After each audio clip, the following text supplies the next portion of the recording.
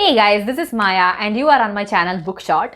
If you are new on this channel, here I talk all about books, and if you are interested in books, make sure you stay tuned with Bookshot. When I heard this title, The Liberation of Sita, for the first time, I thought this is going to be one more retelling of Ramayana from Sita's perspective. But in my opinion, this book is not actually a retelling of Ramayana as of such, because nobody is narrating you the story of Ramayana in this book. Instead, this is a collection of 5 stories, or let's say 5 chapters, out of which the first 4 chapters are dedicated to Sita and the last chapter is dedicated to Ram.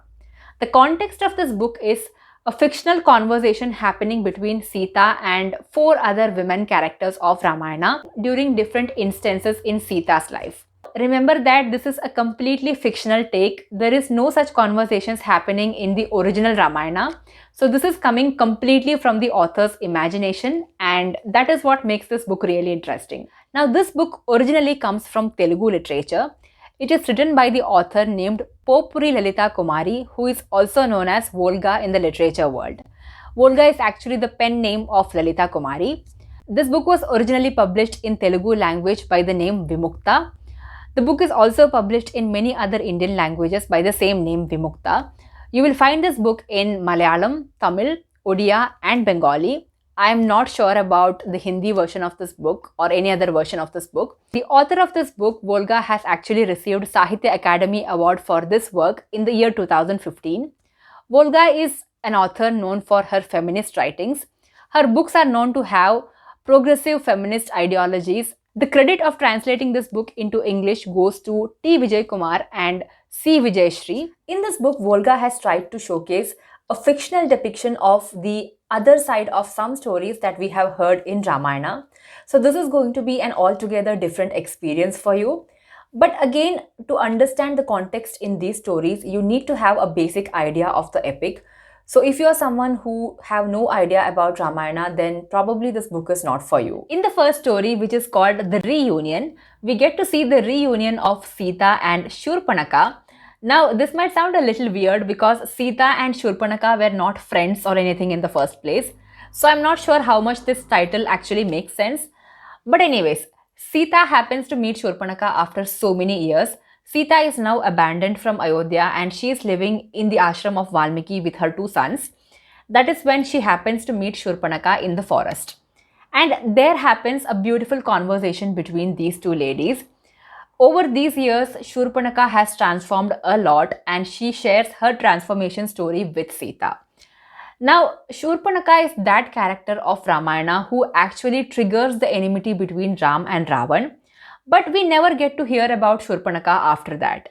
So this story actually came to me as a surprise and I was like, how can someone have such good imagination? The next story is a conversation between Sita and Ahalya.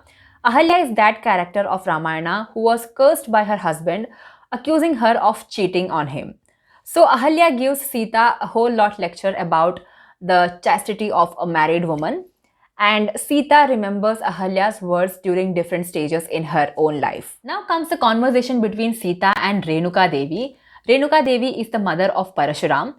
Her story is somewhat similar to Ahalya's story but much more intense than that. Now, Renuka Devi is accused of looking at a Gandharva or something like that. Like, she is basically accused of looking at another man who is not her husband. And her husband, out of anger, he orders their sons to kill her. Like, literally kill their mother.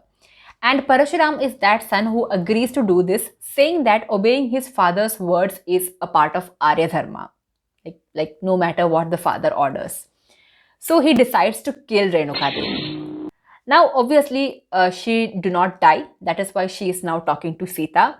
And she gives Sita advices based on her life experiences. And lastly, an amazing conversation between Sita and her sister Urmila. My most favorite story among the 5 stories in this book. This conversation happens when Ram, Lakshman and Sita comes back from forest after 14 years of exile. Sita is desperate to meet Urmila and she believes that this might be the same for Urmila as well. But Urmila was nowhere to be seen. In actual Ramayana, it is said that Urmila went into deep sleep for 14 years when they left to forest. But here that is not the case. Here Urmila intentionally did not come to receive them. So Sita goes to Urmila's room and she tells Urmila that if you have any kind of anger, please pour it on me and relieve yourself. But Urmila says she is not angry at anyone.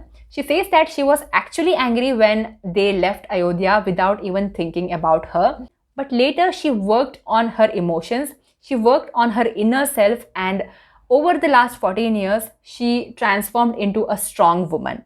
She also adds that the future of her relationship with Lakshman now depends on how much Lakshman can accept the new Urmila. This story of Urmila made a lot more sense to me than the deep sleep story, and that's why this story is my most favorite in this book. Now, without any hesitation, I can tell you that this is a very well written book. This book will definitely impact your thought process about the characters mentioned in these stories. But after reading the first 4 stories in this book, I have a few questions in my mind. The first question would be, did Sita really need advice from these women to feel liberated in her life? Like, seriously? Now I understand that this is a work of fiction and I totally enjoyed the stories of the other female characters here, but I did not really like how Sita was portrayed throughout this book. I felt like Sita was portrayed as a very weak character. And another question I have in mind is this book really about Sita's liberation? As far as I understood, in these stories, the other women are sharing their stories of liberation with Sita. And I personally do not feel any kind of similarities between their life and Sita's life. I was not able to connect these stories with Sita's liberation. I enjoyed reading them individually, but I have no idea how these stories are connected with her liberation. And one more thing I did not like in the first 4 stories is how even Ram was portrayed in these stories. Ram came as that husband who wanted to show some authority over his wife. He wanted his wife to be behind him all the time. Like, to write a female centric story, do you really need to misinterpret a character like this? And finally, the last chapter is about Ram. How much Ram was bound by the burden of protecting the Arya Dharma, how much he suffered within himself, what were the thoughts that crossed his mind when the notable things happened in his life, how much he understood his wife Sita. You will get to read all these things in the last chapter. And once you finish reading this book, you will feel a weight in your heart. Like, this book will definitely give you some food for thought, at least for the next few days. So if this video was good enough to create some kind of curiosity in you, make sure that you get a copy for yourself. This book is available in physical as well as in Kindle format. I will leave the link to purchase this book in the description box below. So make sure you get a copy for yourself. And that's all for today's video, guys. I hope you enjoyed this video. See you in my next video. Till then, please take care, stay safe. Bye bye.